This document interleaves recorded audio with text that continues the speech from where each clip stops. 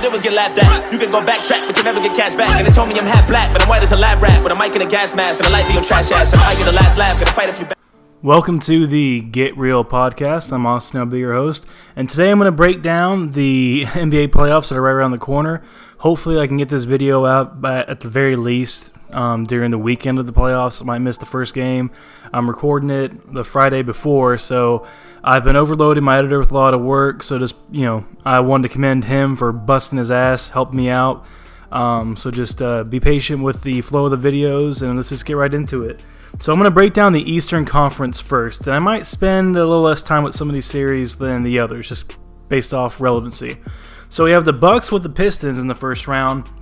I can see the Bucks taking that in a sweep, and I'm going to lock that in as a sweep. I think guard play-wise, the Bucks will have that advantage, even without factoring in what Giannis does in the front court, with Bledsoe having almost a career high. I mean, he's not getting the points that he did when he was playing with a bad team with the Phoenix Suns, but he's had arguably his better, more efficient years in his career, so he's been phenomenal. Brogdon's out for the time being, but I think they can survive without him. Giannis is going to destroy this team. I don't care if there's Drummond in the paint waiting for him. This guy's going to take advantage, and there's not exactly a way you can stop that. And then they have Mirotic, who spreads the floor. I don't really see how the Pistons are going to slow down Mirotic and Lopez, who can shoot threes, both at a really good rate. They're also a fairly deep team. So all the way around, I think they have a decent shot if they throw Giannis on Blake at stretches just to completely shut this team out. Because outside of Blake Griffin, who's had a great year in his own, there's no other real source of offense. They don't really have any shooters. Reggie Jackson's having a slightly better end of the year for him. Good for him. I don't expect it to maintain. He just kind of is who he is, and once they're off his contract, they'll be so happy for it. So, sweep there. Next one we have is the Celtics and Pacers. Celtics in 7. I think it's going to be a dogfight. And I quite frankly think the Celtics should be thankful that they're not playing a Indiana Pacers at Oladipo. I picked this team preseason to make it to the finals. On paper, they should. But they just don't have any cohesiveness. I don't expect this team to somehow randomly flip a switch. I think they have just enough talent to just scrape by a team without their star player. And then, Marcus Smart will make things a little bit tough for them with him being out. They have some injuries of their own. So it ain't a dig on Indiana, who has been a complete beast and has held their own despite losing Oladipo about midway through the season. So, congrats to them to making it this far and to fighting so hard. And I think they're going to give Indiana, they're going to give the Celtics some trouble, but Boston will squeak by. Next round, we have Philly and the Nets. Philadelphia in 5. The only thing that might make it a bit more interesting is if Embiid is not healthy, which is still questionable for his return in the first game, game 1. But you still have Ben Simmons, you still have Jimmy Butler, you still have Tobias Harris. The only other problem you have going on for this team is lack of cohesiveness. I think they played 10 games together fully healthy since the All-Star break. That's a problem. If you don't have that chemistry and that cohesiveness, that's going to hurt you, not necessarily in the first round, which, first off, props to Brooklyn to making it this far. You had a quicker rebuild than teams like the Knicks and the Lakers, who've been in the same boat as the Nets since they've been tanking without a chance of getting a top pick. So, and then taking the Lakers' trash and D'Angelo Russell and turn them into a star. So good for them. They might be able to push it to 6, maybe, if Embiid's not healthy, but I expect the gentleman sweeping 5 there. And then finally, in the first round East, you have the Raptors and Magic. The Magic I can only see being a problem from the standpoint is that they're very lanky. Vucevic is having his best season of his career. Aaron Gordon's been great. Terrence Ross has been great. Jonathan Isaac's coming along. Fournier is going to be a good shooter. DJ Augustine is a backup at best, a third stringer on average. That's where I think I can see Kyle Lowry just torching this team up. I don't see anybody stopping Kawhi Leonard. I think Gasol matches up well with Vucevic from that standpoint. Without Gasol, you might have a bit more of a fight. But if they go small ball with Pascal Siakam, they're going to have issues there too. And I don't even think Bamba's playing right now. I think he's playing hurt. So I'm going to give him 5. But I could see very well be a sweep. It's just they just have too many weapons. But the length is going to bother Toronto, but they'll adjust. Nick Nurse is a great coach, and they'll take care of business. So, by the predictions I just made, in the next round, you're going to have the Bucks and Celtics, Bucks in 6. And I feel pretty confident about that, especially if this Celtics team just maintains the status quo. Brogdon might be back for this series. It's still kind of up in the air, but it's countered by Marcus Smart not being there. They're not going to stop Giannis. I don't see them stopping this spaced-out three-point shooting team. They're a good defense. Al Horford's fantastic. He's a great vet, but also I think they had the better. They might have a better coach in terms of matchup. Brad Stevens is.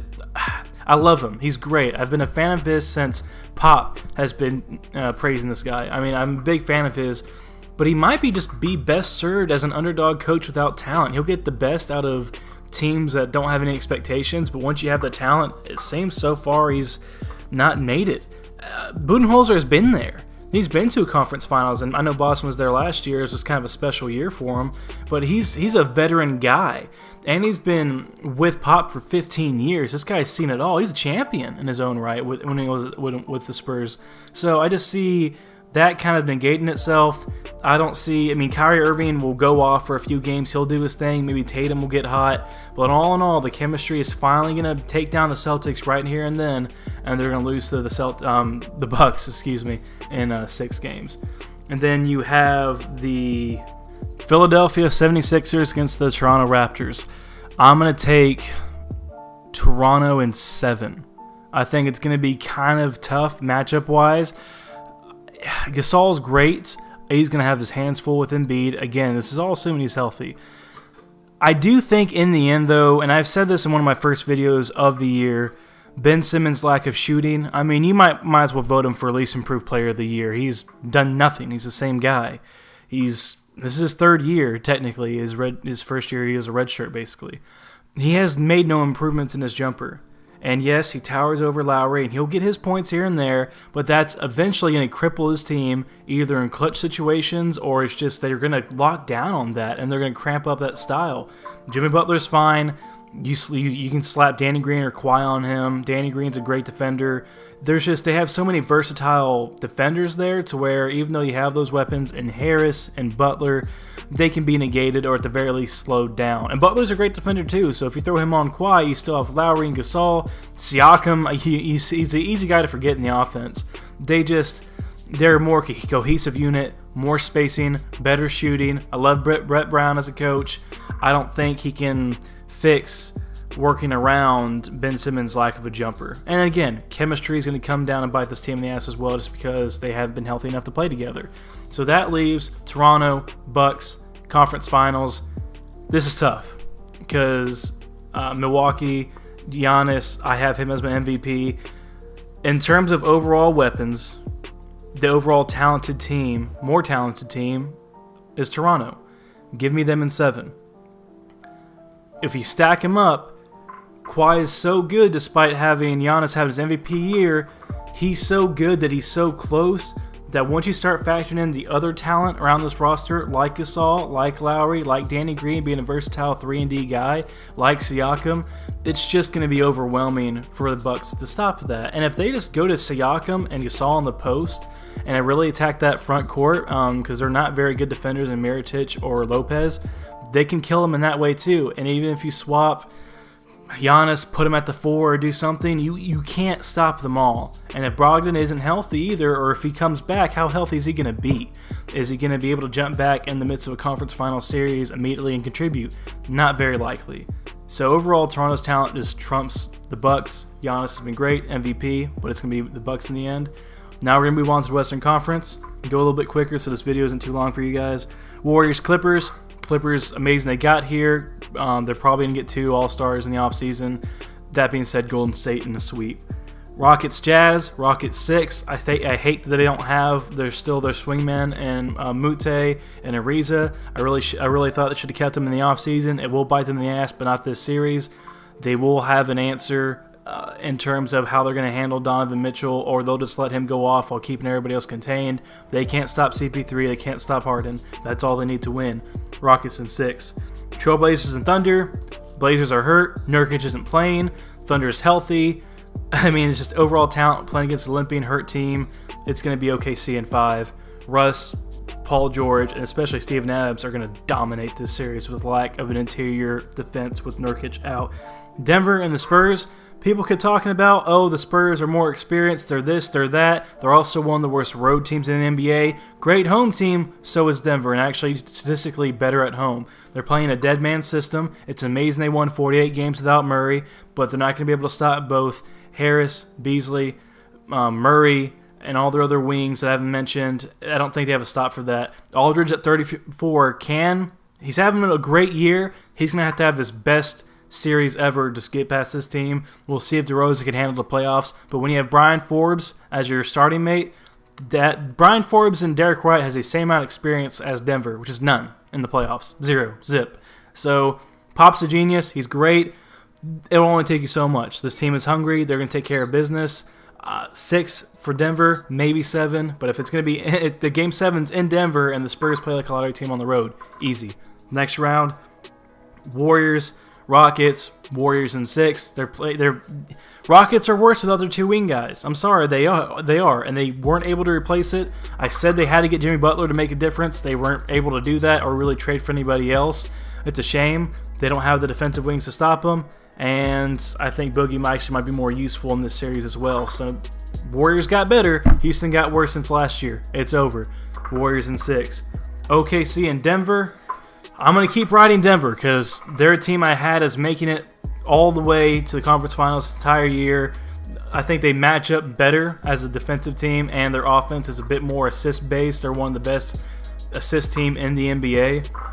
I think they'll be able to play off of each other, and also if you just let Russ chuck those shots up and your main focus of defense should be Paul George, I think you're going to be fine. They have a lot of good shooting. Again, they're an amazing home team.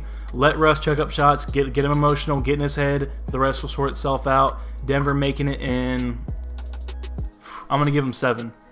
6 against the Spurs, 7 against OKC. And that's where they'll meet Golden State. Golden State's going to kick their ass in about 5. They're just not a good matchup. And that's when the youth is really going to start showing up against a team that's been there 4 straight times, now going to their 5th straight finals. Quick and easy. Love Denver. They're going to make the conference finals. They're not quite there yet. A bit more experience. Who knows what happens in their future. Look up my previous video on Denver to think what I think about their future. They're going to be special. It's just not this year. All right. So that leaves us Golden State and Toronto. I want to see Golden State lose in any of the series just provided, just for better parity in the NBA. It's not going to happen. I want it to happen. It's not. I know better. I'm not going to bet money on it. So Golden State will beat Toronto, I think, I would say 6. Maybe 7 if we're lucky for a kick-ass series. If fatigue gets in or someone gets hurt, 6. There's enough versatile defenders with Toronto, with Danny Green, with Siakam, with Kawhi to kind of give them a good run for their money. I do think Lowry's going to get shown up by Stephen Curry. I do think he'll really have this one finals to where he just blows up and he's the undisputed finals MVP. He'll be crucial for this. It'll be interesting to see how the Cousins-Gasol matchup works out. It's just overall Curry's going to take this series by the throat, and if you switch anybody on him like Danny Green or Kawhi, he'll just kick it out to Kevin Durant or Clay. That's how it usually works. You can't stop all of them. So, I know it's not that great. I know it's not what you guys want. Golden State, NBA champs, again, don't worry. Hopefully this offseason, we're done seeing them for a while. They'll always be competitive even if KD leaves, but this is just the way it is. Okay, what do you guys think about these predictions? Is there anybody that you think I'm overrating, underrating, not factoring in? Offensive play styles, defensive schemes, coaching ability. What do you think I'm missing out on? Let's debate in the comment section. I would love to hear what you guys have to say about this. Be patient. I have some more videos coming very shortly. I appreciate you guys. I love hearing your voice. Thanks for the support in my last video. I felt very welcome back. You guys are awesome. Thank you all for your time. And as always, this is the Get Real Podcast.